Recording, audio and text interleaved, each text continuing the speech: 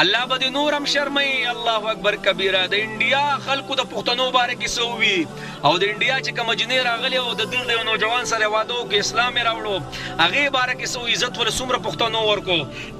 او بله دا کوم چې زمونږ دا تللی د سن نه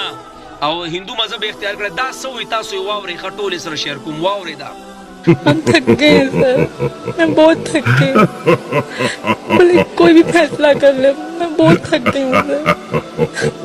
تاسو ویډیو وکتل کنه تب نورم ذلیل کیږي تب نورم ستړی کیږي تا یو خسته مذهب پرېښودو اسلام او دې څه ویلو تاسو ته پته نه و اسلام هغه مذهب دی چې د ښځې قدر پکې نشته دا دې په خپله ویلي ریکارډ کې ویډیوګانې شته او بلې دا ویلې وه وای د پاکستان چې څومره مرد دي که نه کم سړي دی هغه وایي د ښځو قدر نه کوي الله الله الله الله دا بله خو راله د انډیا نه په سر هم وخېجوله اسلام یې راوړو زما اسلام کې چې کله داخله شوه او بیا خاص کر پښتانه کو د لر دي او کو د بر دي د الله بنده هغوی خو په خپل میلمه ځان وجني ستا خو په انډیا کې ځای هم نشته مړې ځان دې په شرمونو وشرمو نعوذ بالله اسلام له دې عجیبه نوم ورکو الله به تا نورم ذلیله کوي ستا دنیا هم تباه ده او آخرت هم تباه دی مه کوه چې الله دې نورم ذلیله کړي چې دغه د غوا او د سوټو خوړلو والا دې سره دغه ځای کې پرې نه دي ستا حیثیت د دې دی تاسو وکتل که نه چې دې په اسلام باندې یو عجیبه بین ولګه ولاړه او خپل بچي هم پرېښودل او لاړه اسلام یې پرېښود کورسه ده کورسه د هغې زمونږ کار نشته خو جناب اسلام یې ټارګېټ کو اسلام باره کې وي چې اسلام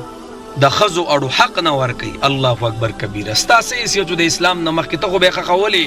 تا باندې خو چې بیماري راله تا ته خو د سپو په شان روټۍ درشته د خاوند په مال کې ستا حصه پیدا شوه د پلار په مال کې ستا حصه پیدا شوه تا له څومره مقام درکو نو جناب الله ذلیله کړه او دا بله چې کوم دا بله چې کومه هنده وراله پاکستان ته او اسلام یې راوړو مسلمانه شوه خپل نوم هر یو شی بدل کو په دې باندې د انډیا چې کوم چې چینل والا دي هغې بې باسونه وکړه الله چې غیرت یې زده کوئ د پښتنو نه یې زده کوئ چې کم عزت یې وله ورکو او په هغه اولنۍ ورځ څومره عزت او حساب کتاب خو دې خو پروټوکول عدالت تاڼه پولیسان دا ټول پکې برابر شو یو عزت یې وله ورکو او یو نوم یې وله ورکو ولې اسلام نه دی اسلام الله زار شم د خپل اسلام نه هغه د انسانانو زاریږي قسم په الله د انسانانو زاریږي لوګې لوګې ته کېږي او ظالم ته اسلام پرېښودو او اسلام دې پرېښود او لاړې او هغه مذهب دې اختیار کو چې د هغې سره زمونږ د سره نکاح نه کېږي الله چې د هغې اړو حیثیت نشته چې غوا ته مور وایي الله د غوا سوټي په ځان پسې راکاږي یو قسم لام د غوا متیاز اسکي تتلې تلې او د بټولو نه بیکاره چې کوم په دنیا کې مذهب دی هغه د اختیار کو کنه نو الله به دې ذلیله کوي دی بل الله څومره عزت ورکو او انډیا والا سره نه دی مونږ سره برابر شوخه زمونږ نه هم بوتله خو مونږ هم ترې راوسته خو زمونږ دا اسلام دی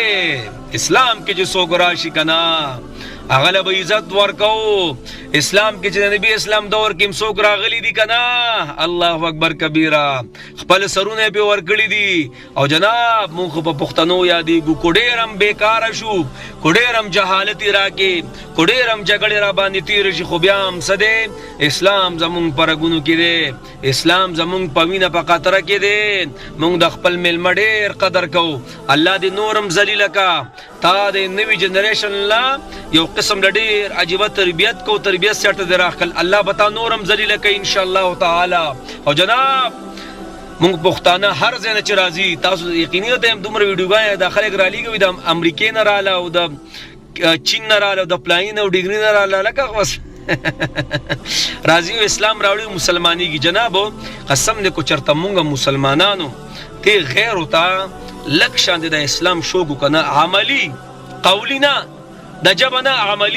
عملی وته ما اوساس لګو خو قسم دې دا ټول خلک په اسلام راوړي زما اسلام خو ظالمو د عزت نه ډک دی خو ما او تا فالو کړی نه دی ما او تا صحیح معنو کې خلکو ته ښودلی نه دی ځکه زما اسلام نن ټارګټ دی نن په دهشتګردۍ باندې یادېږي دا ولې دا زما او ستا د وجې نه چې ما او تا لږ فالو کو اسلام که نه قسم دی داسې عزت په الله